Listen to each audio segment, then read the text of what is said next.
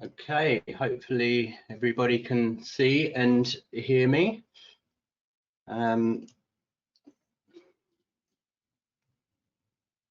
Okay, we've got some people in, so thank you everybody who's here. I'm going to be talking to you today about creating infographic and data visualization guidelines. My name is Adam Softley. I'm from the company S&R. We specialize in data visualization and infographics, along with many other things. Before I get started, I'd just like to thank BenQ for inviting me to do this webinar. And for them organizing it and hosting it as well. BenQ have fantastic products. I'm sitting here with two of their PD series, I think the 2700 and the 2720 27-inch monitors, and they are fantastic, so I highly recommend. They will be giving anyone on this webinar a 10% discount for the next month on their professional series. And I think the information on that will be in the follow-up email, so look out for that. So let's get into it. So a bit of an introduction. So where more and more visuals are and data is online and offline, it's important to have a consistent brand toolkit. This webinar is going to creating brand guidelines that will visually communicate through data. So this is often overlooked within brand guidelines, especially sort of more historical companies where you've usually had brand guidelines that will cover everything from font usage to colors, and how you use photography and tone of voice. But often we find that it hasn't yet extended into the data visualization. So that's what we're going to talk about today. It is quite a complex subject, so this is kind of almost kind of like a condensed version of what to do, but this should give you a good guide on how to achieve it. So before we kind of go into that, I just want to kind of step back a bit and talk a bit about brand. So what is brand? So brand is every touch point and expression that a company or person or an organization intends to be recognized as. It's built on expectations and experience, and in its simplest form, it's this association that people feel when they see or hear or think of your organization or your product. So ultimately, it's a conscious and subconscious feeling, and it's something that you can connect with and that you will have a living memory with. So why is it so important? Well, in a highly competitive, ever-increasing and visually led marketplace, your brand identity is essential now more than ever. Traditionally, you'd be looking at magazines and you'd be flicking through and you'd have some time to really connect with a brand, or even when you're out shopping and seeing things. Whereas now, as so many brands are moving to the digital platform, especially with COVID and everything that's been going on, you've really kind of got to cut through all of that. So it's important that you've got a brand where it represents who you are and it's consistent and it gives clarity and status and people can recognize you. So basically, brands represent the same as we do in humans. It's basically a personal identity. So what makes a brand successful? Well, brand is about delivering a consistent message. It is designed to be instantly recognized by the viewer. The most important aspects of creating and building a brand is consistency. So you've got to be consistent in everything that you do, whether it's from your tone of voice, your colors, your fonts. Without that, people won't know who you are. So that will lead into instant recognition. And then you have desirability or aspirational. You've got, this is not just about people who already understand your brand. This is about people that have either lived with your brand but aspire to know your brand, want to know it. It's your clients now and your future clients. And repetition is really important. Now, this is something that we as designers or marketeers often get really bored with our own brand, and as we're seeing it every day, you've got to remember that not everybody's seeing it every day. So when they do, it's more important that they recognize who you are. So repetition is really important. And that's not just with colors, that's with messaging as well. So just as a you know, just really quickly, what would a brand look like without any color? So I'm going to take this example of Coca-Cola, as it's a very well-known brand. So, you know, Coca-Cola we understand as red with their logo, with sort of very curly typographic logo. So as soon as you take away that red, it's no longer Coke. We can see it as Coca-Cola still with the logo. But even if you then swapped it and you had the red and you changed the logo type, you still can connect it, but it's still not, and it's not something that would be instantly recognizable. Or if you stripped it all away, so here we've got the orange and then the logo type is just a different font, and then it's completely gone compared to what it actually is. And that's just taking two elements of a brand, just a single color and their logo type. So you can see how powerful it is. So what does a brand consist of? What are the elements of it? What's the anatomy? So it's a logo, and often a lot of people think that brand is just a logo, but it's a lot more than that. It's also color, it's also fonts, it's also tone of voice, and lots of other things. And as I said, I'm sort of touching on a few things here, but it can be a lot more that makes up a brand. It can be anything from, you know, the smell of a room, if it's more sort of immersive environment, or I don't know, the way the lights are in a room or something like that. It all adds to the brand experience. One thing that's missing, as we've said, is data. So that's what we're focusing on here today, is looking at that data, because that's as important as the other bits if you're using a lot of data within your brand. So what is data visualization? So data visualization, or data viz, or infographics, or information graphics are used to visually represent information, data, and ideas. This visual approach to the delivery of information allows the content to be quickly consumed and become accessible to a larger audience. Data visualization turns raw information into something that's more eye-catching, and it enables viral capabilities, which again is more important in today's market, and it's engaging to the reader for longer period, engages the reader, sorry, for a longer period of time. Visuals, especially in data, are more memorable and help create a relationship with the reader. So this in turn aids to embedding the concepts into people's mind that may be difficult to convey in words. So just giving an example here of something we did a while ago, you know, imagine this infographic here. This is talking about the most cost-effective way of exercising. And although it looks quite simple in this form, there's quite a lot of data that's sitting behind it there. So you're looking at, you know, the amount of calories people are burning and the cost per calorie, and you're cross-checking and you're looking at all the different types of exercise that people can do and how that affects. So if you really break this down into what it would be like without a visualization, you can see the power of what we're achieving with some simple graphics.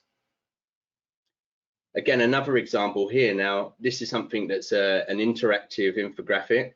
So you can click through and you can go through to other bits of data. So if you do have a large data set or a huge data set like this one here had, you want to make it smaller. You want to think about how it can be broken down. So here you've got this nice sort of peacock chart, if you like. And as you click into it, the user can go take their own journey, but there's more and more data that sits behind it. So it just keeps it nice and simple. So creating infographic and data visualization guidelines. So how do you create guidelines for data where there could be infinite possibilities? Now, what I mean by this is you may have within your organization, you may work with data that has 10 data points, or it may have 100 million data points. So how do you actually create guidelines when there's something that big? And this is the point of doing guidelines, there's rules. You may not always cover everything, but it will give you a good guide on how to treat it. So the rest of this presentation, what we'll be covering are 4 steps. We're going to be looking at auditing your brand. We're going to be looking at auditing your data. We will look into creating guidelines around your data, and then creating your brand guidebook. So what goes into it? What are the things that you need in there which will allow people to to understand what it is you're trying to do and how to use all of your data you have. So step one, auditing your brand. So first of all, you'll need to audit the brand you're creating data guidelines for. So in order to do this, you'll refer to the existing guidelines if you have any. If you don't, and also if you do, look at any existing print material, any digital collateral, anything that's around that allows you to get an idea of the brand. It's also really good to speak to people that work within organizations as well, because they really help you, the people that actually work with the data. So what we're trying to do here is uncover the answers that you need.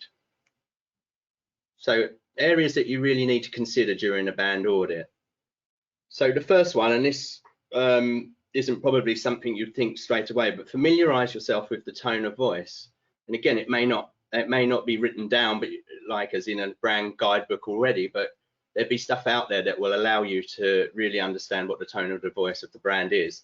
So it's always good to understand how a brief brand speaks to its audience, as it will help you better understand the brand as a whole. So for example, if a tone of voice is playful, then that could be carried through to something like iconography, for example, where you may have, it may be more colorful or less rigid or a bit more rounded. So it can still translate from what you do in your tone of voice to how it appears on a page or on a screen. Playful could also be, using, as I think I said, using more colors rather than using tints of colors. So there's lots of different ways with that you can use the tone of voice. So next we'll be looking at fonts and typography. Now, fonts can often be tricky when looking at brand guidelines, because you'll often have internal usage and you'll have external usage. Now, internal usage will often be free fonts, so whether it's system fonts or Microsoft Office fonts or Google fonts, whereas external fonts may be something that you had created which is bespoke or something that's licensed. So they're the different types of fonts that you could be using. So things when auditing your fonts, here's some of the questions you want to ask. So you want to see how many fonts does the brand actually use? Within each of those fonts that it actually has, and how many weights do they have? So, is there light? Is there medium? Is there Roman or book, bold? And it goes on. Is there an extended suite of fonts that's either being used or available? Lots of brands that I've worked with, they'll have just the regular and the bold, maybe a light in there. But when you actually look into it, there's other fonts there. There's condensed fonts that fit with a library, or there's extended or mono. Is there a hierarchy of primary and secondary fonts? Is there fonts there that's used for headlines and some that's used for body copy, or some that's used for pull quotes, or how is it being used? What is there that's available? And are there any rules around typesetting and styling these? Is it always just you load the font and you start typing, or is there spacing that you have to apply to it, or do you stretch it, or what are those rules around the typesetting? And then, of course, how well do the fonts perform when used with data? So some of the questions you have to ask then is it legible?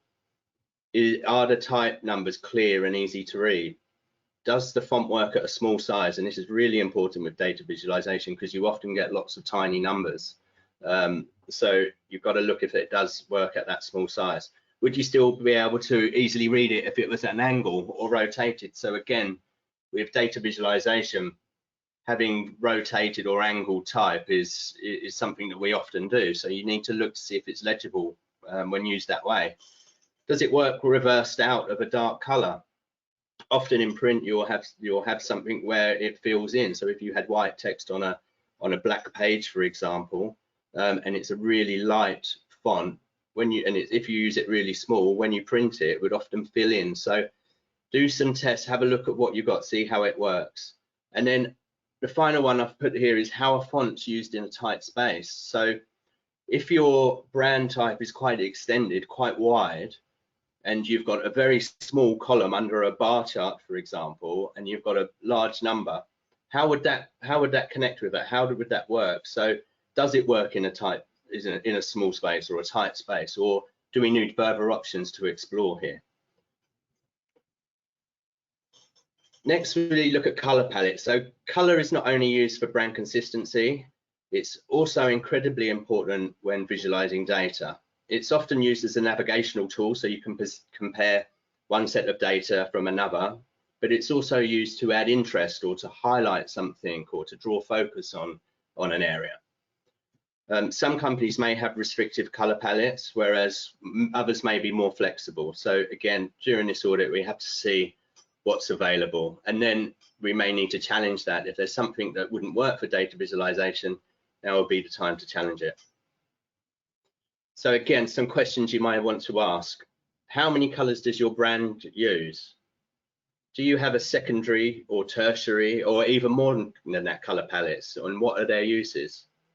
Is there a lot of contrast between your colors? You know, if you've got a red and a pink, for example, that may not work. You might want more contrast that goes against each other.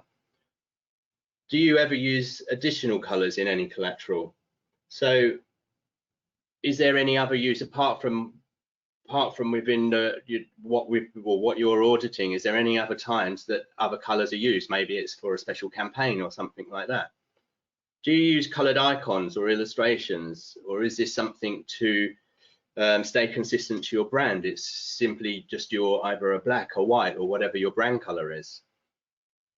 Have you thought about accessibility? So with more and more things again going on screen, but the same with print, but harder on screen, you have to look about accessibility. People with color blindness, you know, what happens when you put those colors together? You know, I've seen infographics before which look lovely on screen, but as soon as you apply any accessibility to them, it's just all grey and you can't see anything at all. So that's something really to think about. I do cover this actually in another webinar I did with BenQ about a year ago, and I think it's on their YouTube site. So and that's all about data visualization as well. So if you wanted to refer to that, that might give you some help. And do charts or infographics ever use additional colors? Again, by auditing them to have a look, see what's being done in the past. So visual treatment and graphics. So another area to consider is how your content is visually treated. So when looking at a print page or a web page, what else is there that sits with your logo, that sits with the type, or that sits with the color palette? So again, some questions that you might want to ask is, are there additional brand assets that can be used, such as boxes or shapes or patterns or color overlays over photography, or lines, thick lines, thin lines, wavy lines? You know, what else is there that's being used? Does the brand use photography or illustration? This will play a lot to a brand on how they represent themselves. Lots of companies are, you know, will be heavy on the illustration, lots will be heavy on the photography. So see how it's currently used, and then we can look at that later when we talk about putting the guidelines together. Does the brand use iconography, and if so, how is it used? Is it used just as a navigational point, or is it used more as an illustration to illustrate big bits of text, or is it just, you know, a kind of like a burger menu is on a website? You know, what are the uses for it? Is there an icon or illustration library available? So this is something that would be in a pre-existing brand guidebook, I would imagine, if there is anything available. But have a look what's out there and what's available to use. Is typography part of the visual treatment? So, you know, is it big and bold? Is that something that the brand uses, or is it quite sort of light and open, as this next point says, you know, or is it really heavily condensed or something else? So, you know, how does the type work on the page, and what's the overall feeling? Is there lots of information there, or is it nice and light and airy? So after you've kind of done these sort of simple audit, what we find useful here is we kind of almost build a brief for ourselves. So we'll do this sort of positioning chart. So we'll chart along here on how it is, and once we kind of we've put, you know, if it's informal or formal, simple or elaborate, once we've got that kind of works as a brief to us. So it's something we can always refer back to as we're working to say, look, you know, is this bright enough? Does this feel luxury? Does it feel affordable? You know, is this serious enough, or whatever it may be for your brand.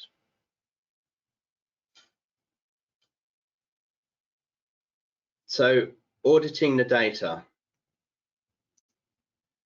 So we've audited the brand as a whole and what's currently out there. The next step would be to have a look at the data that you have. So the purpose of data visualization is to visually convey the differences between numbers. So this is achieved by understanding the significance of the data being represented and combining visual elements at different sizes to illustrate the message you wish to convey to your audience. So this in turn creates a visual hierarchy of information. So first, establish how the data is visualized within your organization. This will allow you to get a good picture of what will be needed within a good data toolkit. As I mentioned before, speak to the people that work with the company's data and collect examples where and how it may be used. So these examples may include things like reports. Often in reports, there's data. Brochures, maybe not so much data in there, but have a look, see what's there. Again, white papers, there's often a lot of data within white papers. Same with presentations, whether it's PowerPoint or Keynote. Social media posts, have a, you know, what's out there, how is it being done on social media posts. You can also see how things are performing by looking at that. Your website, video or animation, or also your infographics, what's currently being used there. So you may not be able to create guidelines for every single option you have for your data. So especially if it's very complex, or you could do it, but your data guidelines would be huge, and for anybody to go through them all wouldn't have the effect that you want. So use this audit to identify how your data is most commonly being presented. So what I mean by that is, you know, are you using lots of tables or lots of bar charts or pie charts, line and area graphs, scatter graphs, heat maps? Do you use country maps or regional maps? Do you have roads on there or not? Do you have iconography or illustration? And this is just a few. We can keep going with this, but this should give you a good idea of things to look for. The third step of the data audit will be to understand the size of the data sets that have been presented historically. So to do this, you know, what is the most common type of data? Is it something that's out of 100%, which can go into a pie chart? Is it, you know, is it bar charts that you're always seeing? Is it the heat maps? What are the most common types that you see? And mark these off, you know, count how many there are and how often they appear. How are the smallest data sets being presented? How large is large data set to your organization? And again, you know, a large data set may be 20 data points to your organization, whereas someone else, it could be vast, it could be hundreds of thousands. Do you use interactive data visualization? So this is really important when thinking about if you do have a large data set, how can you break that down? How can you get it smaller so you get people to focus on it? And interactive is a great way of doing it. Also allows the user to take their own journey by breaking it down, making it so you click on something, something else comes up. Click on it again, something else comes up. Is your data telling more of a story than it needs to? Or can it be more focused and condensed? So again, the same thing. If there's more information, if you're not showing the key information, look at that. You know, what are we trying to say here? Are we showing too much? Is there enough there to get the story across? And test people with this when you're looking at these types of things as well. So finally, you'll need to understand what the internal and external limitations are. So for this, you'll need to ask if you are limited to producing data visualizations for a suite of applications such as Microsoft Word, Excel, or PowerPoint.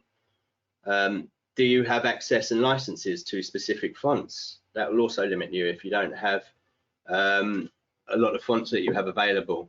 Do you need to extend your guidelines for in-house creative teams or external agencies where a much more refined and creative approach can be achieved? Now, actually, probably about 75% of the brand guidelines that we've done with for data visualization, we've always done two sets of guidelines. One would be for your internal teams, and one will be for external teams or the creative team that work in things like InDesign or Illustrator. So again, see what capabilities that you have there, see and how they're currently being used. So the next step here, step 3, so creating guidelines for your data. So once you've done the audit and you've managed to go through that, you've looked at your brand and you understand how the brand is being used, and you've looked at your data and you understand how the data is being used, it's now time that you can go in and you can start looking at the guidelines for your data. So these guidelines can demonstrate how infographics, iconography, photography, and charts work in conjunction with the core brand elements. So this includes typography and color. So first we'll look at fonts and typography. So a good font set should work well with data visualization and infographics. Consideration may be needed to relax the type guidelines or even extend this font suite that you have applied with data. We go more into this in a minute, but essentially you need to look and see that actually what you have within your brand toolkit actually works when applied to data. Before I talked about extended fonts that some people use and how that would work on something and on somewhere quite small or narrow. So this is where you start going, okay, well, that doesn't work. What else can we introduce? You may also want to look at adding a secondary typeface that is used within specific areas of your visualization. So that could be something like, hero data, for example. So your main focus, the one thing that you want people to really see, that might be a completely different font to the rest of it. Or it may be that you treat numbers different than the rest. So these are the things that you need to look at when you're thinking about your fonts and what you actually have available. So the system, so the primary fonts, as I said here, is something which we would usually have that would be for the creative teams or for external agencies to use, unless it is a Google font or a Word, an MS Office font or a system font. Otherwise, for your internal guidelines, then you'd often have these system fonts. So generally used for internal use, but it can be limiting. So only use when the primary fonts are unavailable. Make sure that you do put options in your guidelines for these. Keep your settings simple and easy to follow, making sure what you are suggesting is achievable. So don't go too complex with it, especially with your internal guidelines if you're looking at that. Keep it simple. So where we would look at the font use, so we would look at it in the body copy, infographic headers. So again, it might be the headers. You might want to use a primary for something that's for your headline font or your hero, your headline data or hero data, or messaging. Or it could be something that the secondary ones used for your infographic headers. Think about your chart titles. Think about if you don't have a lot of data and you have a big number, 27% of people like to wear blue, something like that. Think about how those big numbers look when they are pulled out large. Is the font too light? Is it heavy enough? Is there enough impact on the page? The descriptor text, so you'll be looking at that. So the smaller text that usually accompanies an infographic, numeric labeling as well, or your X and Y axis, your legend or source or index labeling. So these are some of the things you have to think about how am I actually going to be using this font. So I'll give you an example here of something that we've done previously. So this is a page taken out of a infographic brand guide book. So you'll see here, it's quite simple. So on the left here, we talk about, what everything is and what the settings are, and then we reference them. So A here, and as we go through, I can show you here, I believe. So here referencing, so we've got the infographic header and it tells you what font it is, what size it should be, the leading, whether it's caps or lowercase. Also here on the right, so you've got on the left, it explains what it is. On the right here, it actually shows you what the spacing should be as well. Then you have your y-axis here, so showing all of your numbers running up the side there. So again, giving you all the details that you need for that. Your x and y axis lines, so these are the horizontal lines you see that are going over those two bars. And again, some of the styling things you might want to look at: is this a dashed line? Is it a dotted line? Is it a solid line? Is it a light gray? Is it dark? You know, how does it work with my colors? And adding elements like this as well, such as these lines, it all adds interest to the page. And then your bars. So here you'll see that it says in there, if you can read it on your screen, I have to move forward. It says width is at your discretion. So, you know, so this is just to fill the space that you have. Essentially, it could be as wide or as narrow, but you obviously need to be able to get some type underneath it to explain what each of these bars mean. So again, think about that. But you can be quite relaxed when the size of something, you know, vertically and horizontally. I've also put in here, this is one for the InDesign users or Illustrator users, sorry, which just shows you how to distribute your lines as well. So this will give you equal spacing between your bars. So this is something that you would need to do. I'm sure this is also available, something like this, within PowerPoint or Word or Excel. Then you've got your x-axis here. So again, now this is coming back to what I was previously saying about the type of font that you've got and will it work when used in small spaces. So this is a good example of something in a small space. So you can see here the font that we're using is actually quite condensed and it's quite tight. So it actually allows you to get quite a bit of information in there considering the size, and it's not all too close together, so you're still able to read it. And then you've got your key or your legend, which we've got up the top here. So, you know, make sure that within your brand guidelines that there's always a key there that people understand exactly what it is that they're looking at. And then to the right there, you can just put in some information about spacing as well.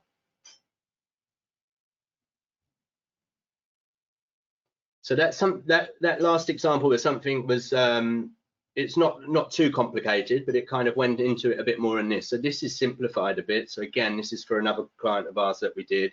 So just kept it really simple. So for this text, axis title, chart title, horizontal axis or values, you use Helvetica, bold, and then it tells you the leading equals to the point size. So your leading, if it was 20-point text, it should be 20-point leading.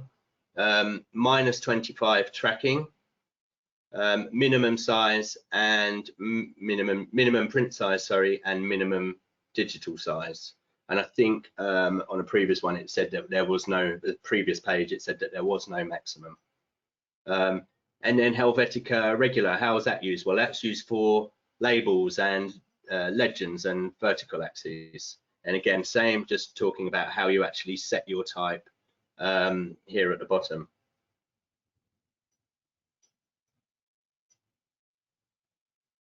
And then just going on a step further from this one that we just saw, you know, a different example how you may do it. So statistics may be written out in words. So that might be something that you include in your brand guidelines. So if there is those big numbers that you really want to showcase, and this is the one that you really want to have people see, you know, style 2 may not work as well as style 1. You'll be able to blow this up, have it big, and then, you know, potentially underneath you'd sort of switch to style 2 with other figures and numbers. So again, there's different ways of using it, but things that can be written into your brand guidelines.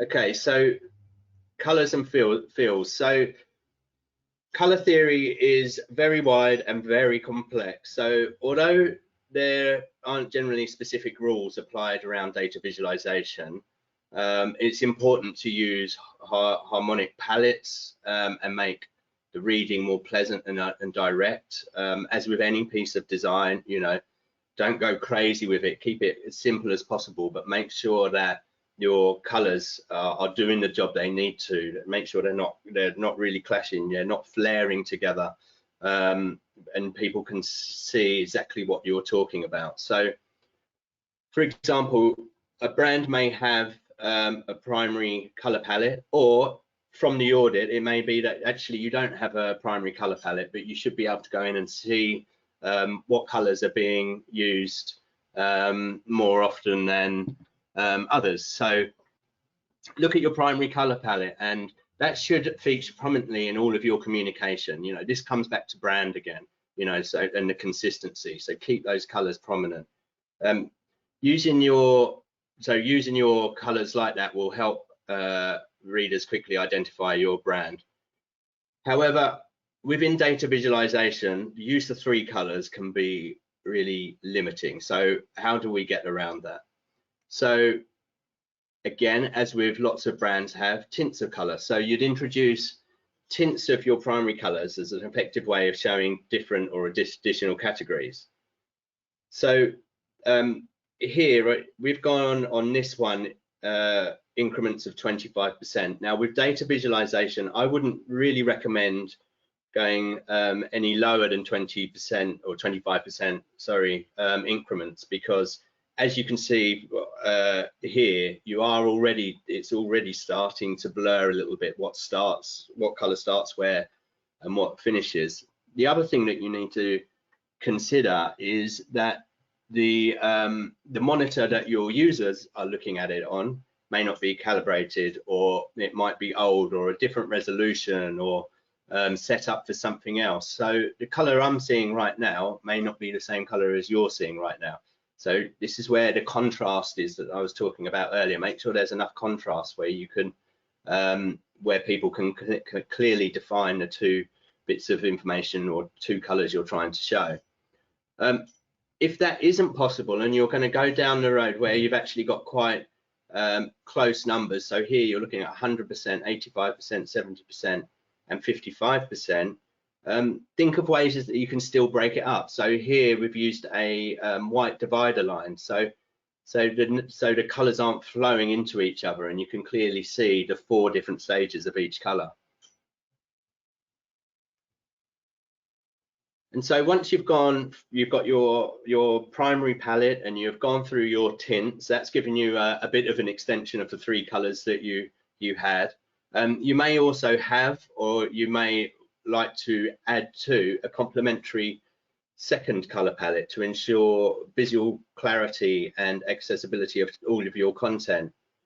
So you might use these for different areas, such as color coding, you know, large charts, or if there's a lot of data where you really want to show the differences and they're completely different, but you want to put them all together.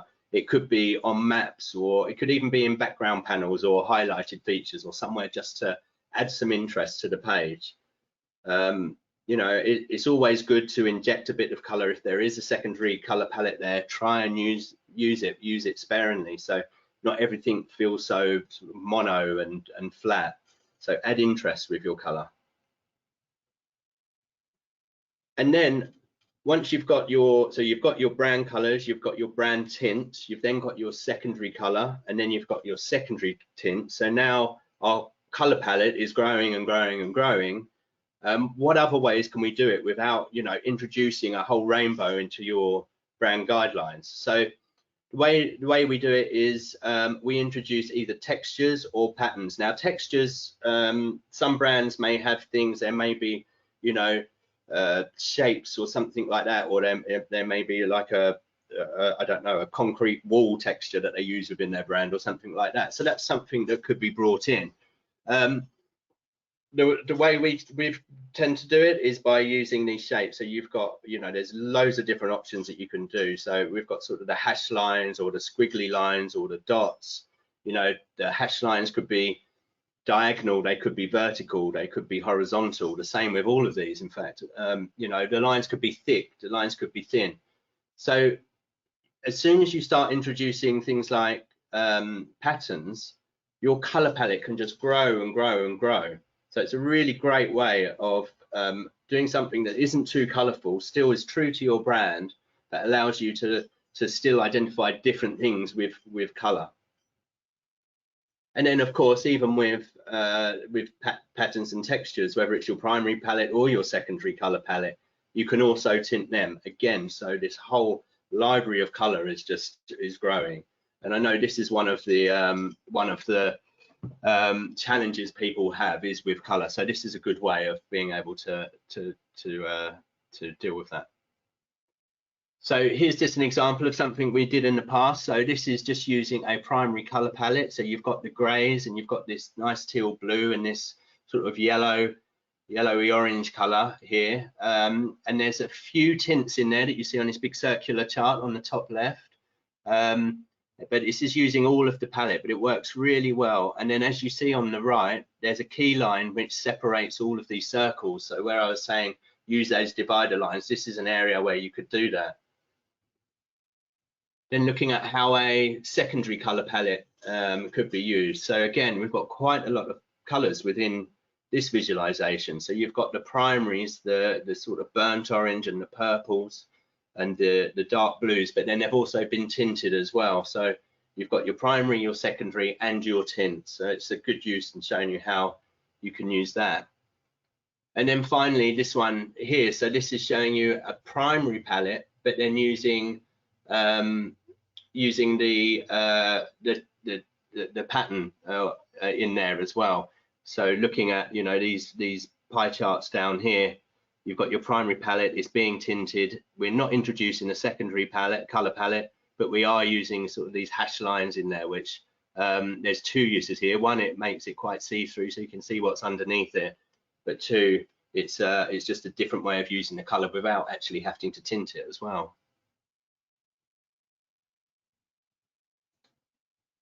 Okay, so then grid systems, going on to that. So when creating an infographic out of your data, grid systems are essential to enable a clean layout and allow easy accessible information. So when you're putting together, we've looked at the data and the, you know, how you deal with that, but then what do you do with that and how do you make an infographic out of that? So that's when you need something like a grid system. So there's lots of different layouts you can do. Again, this is from one of our clients using one of what we did for them. So you've got the area here, this blue area that you see, which is for their hero data. You've got the black, which is for the title. So there's different layouts you can do with that. You've got your body copy, so allowing different areas, bigger or smaller. And then you've got in these green boxes, this is your secondary data in there as well. So there's lots of variations you can do for this, again, depending on your brand, depending on the type of data you've got, depending on the amount of accompanying body text that you have. There's lots of different things that you can do with grid systems. There's also typographic furniture such as rules, lines, or boxes. They can help you clearly define sections and will help the reader navigate and access the information. So for example, here we have on the left a 3 or a 9 column grid, and on the right a 2 or 4 or 8 column grid. I think that's right. Oh yeah. And it just shows, you know, once you apply it to there, there's order to it. It gives it a nice flow, and it doesn't mean everything has to be in one column. You can go across, but there's still is that order to it. So you know, without the grid, so here's with the grid lines, and then without, you can see that it's still a nice hierarchy of information. It still flows and fits together nicely, and it won't have the reader looking too hard for anything. And then applying a grid as well. So here we've got what have we got here? A 5 column grid there, and then sort of, you know, then this is what you would build upon when you're doing it. So here's an infographic here, and you can see how it sits on that grid. So again, if I remove the grid lines, you can see without the grid, but it's got it, you know, you can see and read this very clearly, you know, easily navigate to the titles and understand the flow of what you're trying to read. So chart styles. So chart styles should be set for the use of charts using Microsoft Office applications, as well as professionally designed collateral. Most of the time you'll have people using, or actually I say most of the time, I'm not sure, it depends on your brand, but from our experience, most of the stuff that we do will be used internally. So make sure that for Word or PowerPoint, Excel, there are guidelines around that, but also then expand on that as well for professionally designed collateral. So any chart, graphs or map should focus on creating legible and easy accessed information. The guidelines should include the options for simple and complex charts. So just to touch on a few things here. So this is, these can be done whether you're working in InDesign or Illustrator or Office. This is things that should be completely achievable. So again, you can see here the introduction of the fill here with the hash lines on the chart A. Chart B exactly the same, and then chart C, instead of using a flat line, this is sort of 3 lines put together. So it's something a bit different. So those 3 lines that you see, that might be part of your brand. It might be something that you use on the rest of your collateral and something that you can bring into this. So here again, some bar charts, something that easily can be produced in-house with some rules around it. Then the rules would be about, the spacing between the colors you use. Here you've got this sort of gap on the 3rd chart from the left. You've got that sort of gap before the first bar comes up. Now that's something that's built into the brand guidelines, and every chart would have that gap. So you can still, although it is in although they're quite simple, you can still personalize them for your brand. And then something for external agencies or for your creative teams in-house, or anyone that can that has access to your fonts and can use something like InDesign or Illustrator. So you can go a bit further with them. It could be something like fan charts, or these are bar charts that have sort of been rotated round. So there's lots that you can do with that as well. So this might be something that you want to look at to add some interest to the page, and something you might want to include. And there's thousands of charts out there that you can use. So again, as I said earlier, refer back to a previous BenQ one that I did, which I think you'll find on their YouTube channel, and that talks all about the different types of charts there are, and the when to use and when not to use. So that would be a really good bit of resource for you if you are building your own brand guidelines. And then pie charts, again, something that you can do internally. So what's the labeling like? What's the title like? What do we do with your legends? How are numbers treated? How do we use the labeling, like these lines that come off? How does that work? Is it curved or is it hard? Some curved lines, or are they just straight?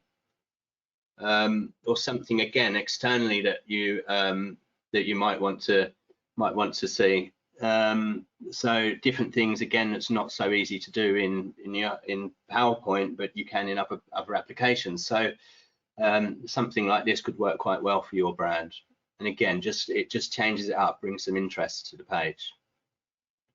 So then iconography and illustration. So icons create a narrative and a story relevant to each data set. So it's recommended to keep things simple and avoid using too many icons within infographic content if you can. Icons are more effectively used to indicate key information, for example, a call to action, a statistic, a fact, a quote, or safety, or any critical information. So here's an example of something that we've done that it doesn't have a lot of data as such. There's no big numbers, but it is a visual graphic. So we've used a lot of iconography here to really draw the reader into each of these points that you see here, and you can see the style that we've used for the brand. It's this sort of key line. It's quite light. It's not too heavy on the page. It's using all of their brand colors that they have, because we wanted to talk about the different areas within this. So this is an example of how iconography can work within an infographic.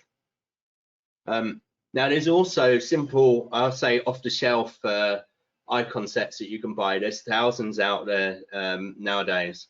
So, you know, go to a photo library and you can see. So if you wanted to get something so that so you had an icon set, so there's a harmony between all the icons you're using and you're not drawing something up every time. Don't just go for one, go for a whole library so you get consistency throughout what you do. If you wanted to go a step further, you could build icons around the font. Now I'm using this example of Helveticons, which I believe is a free resource that can be downloaded of about 250 icons. Now these icon set are actually based around the font Helvetica. So all of the spacing and the shapes reflect what the font does. And again, this is something we've done in the past. We've done it based on a logo. We've looked at the curves of a logo. We've looked at the thickness and the weights, and our icons have represented that. So if you can go for something else which isn't off the shelf and you want it to be ownable, then you could go down the route of creating something like they have here for Helveticons. And then now when you build an icon library, you can kind of expand upon that because there's going to be different uses. So you could have a small or micro, a macro, medium or a large icon set for different uses. So when used really small, you go to its simplest form. So it's really easy to really see what it is, and the detail isn't needed so much. Then as you go up a bit bigger, you might want to increase the detail. So it might be something else where you want a bit more interest on the page or a bit more of an illustration feel. And then you could go larger, even still, adding more and more interest and more detail to the icons, as you see here. So to give you an example of how that may look, this is taking something that was simple icons, coloring them up, and they now become sort of these spot illustrations, which can work really well for the brand. Again, introducing your brand colors, keeping it simple, the thickness of your lines are all consistent. Then this helps with your infographic brand guidelines. And then you could take it even a step further, and you could start taking those icons and putting them together. And so you've gone from something that's really quite simple and added a bit of detail and a bit more, and now suddenly what you've got is an illustration style. So this is a really good way to think about when you're dealing with illustration and iconography. Start with your iconography, start with something that's simple and then add the detail and keep adding until you get something to here. And then that's really good for a brand. Again, it makes it ownable by you. It will become recognized by your users or readers. So here's an example where we've done just that. So again, simple icons, but we've added more detail. So you can see that it works really well for infographics. On this first one, you can see the third one in where you've got the picture of the globe. Again, it's gone to its simplest form of just these sort of head and shoulders of people. So, you can mix and match as well, depending on how it needs to be read. And again, this one here, so this is a long form infographic, which is illustration really when you look at it, but this all starts from iconography, and it's just evolved, and there's just been added layers of detail. So as I scroll down through it, you'll see. But if you break down all of these elements and you really start looking into it, whether it's the trees, it's a round circle with a rectangular box, or it's all quite simple, but when you put it together, it gives you a really good picture of the story you're trying to convey. And then photography. So if your brand focus heavily on photography, consider ways which you can include it, so that it doesn't distract from the data. So what I mean by that, and here's an example of something we've done in the past, is we've done this overlay here. We've taken the image and we've said, right, okay, the focus of the image needs to be either on the left or the right or top or bottom, wherever you want to place it. And then we've blurred the image in the background and created this overlay. So it's not distracting from the data, but you're still getting the photography in there and that element of it. So it's still consistent with how your brand is perceived by everyone that you're showing it to. And with this one here, we would then do guidelines on how to create that blurred background. Is it a 50% Gaussian blur? Is there a 50% multiply of black on top of it, and all of those types of details. So we'd go further into that, but this is just to show you an example of how it could look working with photography. Same goes for pull sets. There may be something quite simple that you could do to introduce photography, and this could work alongside iconography or infographics or other data sets, but this is an example just to show how you can actually bring photography into your data viz guidelines. And then, so final bit here now is just creating your brand guidebook. Excuse me, apologies for the phone in the background. So your new data brand guidebook should be used both internally and externally to ensure consistency and continuity with your existing brand's visual identity. So this is a document that anyone should be able to pick up, look through, and fully understand everything there is to know about your data styling. So things that you need to consider. So you need to have an introduction to your brand. So that should be in there. It may already be in your main brand guidelines, or this might be an extension of them, therefore you don't need it because it's just an extension, and this might be a standalone document. But introduce your brand. So this includes your values, your tone of voice, the mission, your vision, and anything else you want to include that talks about your brand and how you're perceived or want to be perceived. Put a description in there of what data visualization actually is and what it represents for your company. Always include a small glossary of terms. You know, there's different names of different things. I think in this presentation I've said legend and key, so you know, meaning the same thing. So make sure people understand what these terms are. So get that up front before you go into any styling or anything like that, so people understand what it is you're actually talking about. Talk about your fonts and typography treatment for your data visualization. You know, when are we using a condensed font? When are we not? When do we use color? When do we not? You know, same with color and color palettes and usage. Again, going back to, you know, what started as 3 colors and now we kind of have an infinite amount of possibilities with lines and dots. Include that in there as well, and how and when to use it. So chart variations, styling instructions on how to create them, especially for your internal guides. So I would suggest for your internal, keep it simple. You know, keep it to the bar charts and the pie charts and your lines and areas, heat maps maybe, but keep that simple for there.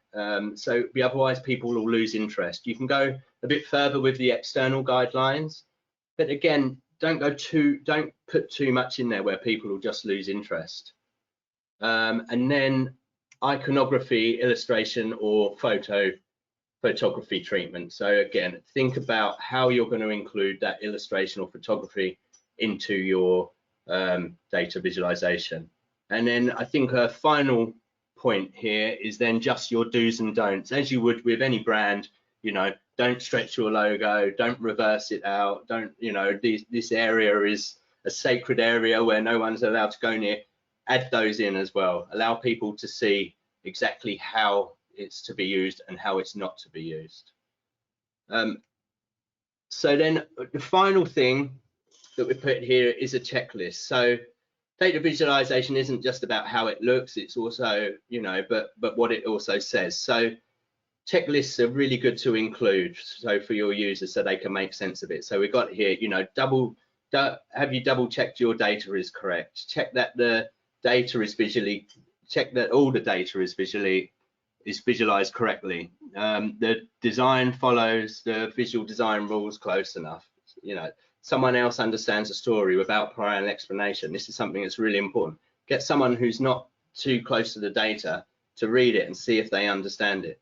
The design is easy to follow with all elements aligned. Would additional context help improve the story? Does the title frame the content correctly? And is the story presented self-contained and without bias? So I think that takes me to the end of the presentation. I hope that made sense to you guys out there.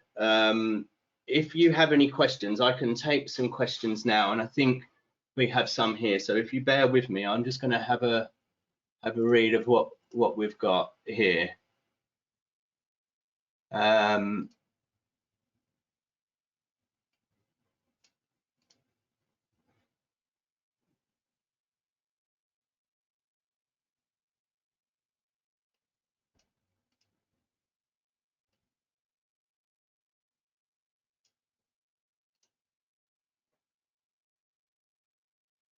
Sorry, there's one question here. Will this recording be available for replay?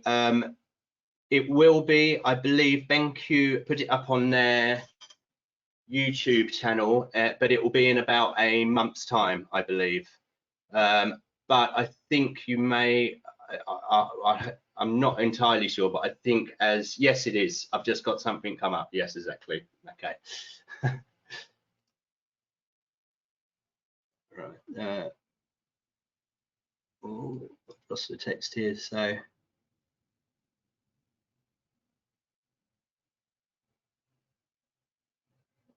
have you ever had to implement this into a data team? Interested to understand more. When I look at the tools available and flexibility of some tools to build data viz or implement functions, etc., keen to understand if it's purely infographic driven or wider reporting, presentation driven. I think it's important both ways. I mean, I think if I understand the question that we have here, I think it's from Jessica. I think, look, these can be applied to as long as you've got data that you're working with. I think you can apply these types of guidelines to anything. As I said at the beginning of the presentation, this is kind of, you know, with data, it can be small or it can be huge. So once you've done the audit and really understand what it is you're working with, that's when you start going into the different ways that you can do it. But I think this can, you know, this type of thing can be appropriate for anything as long as you're within data.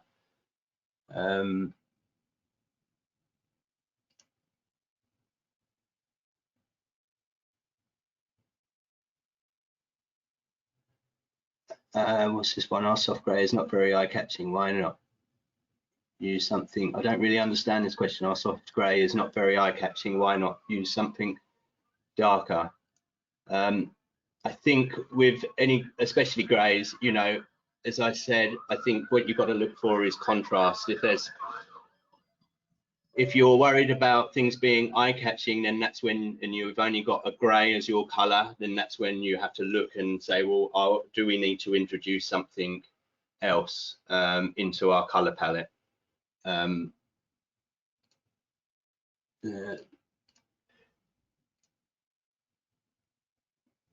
think I've done that one. I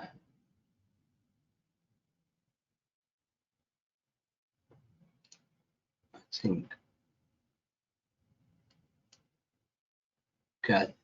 that's all the questions. Thank you for the webinar. Can you please share resources and sites and recommendation for uploading our icons for inspiration? There will be a follow-up email tomorrow evening that will have the discount code in, as I mentioned at the beginning, for the BenQ Professional Series monitors.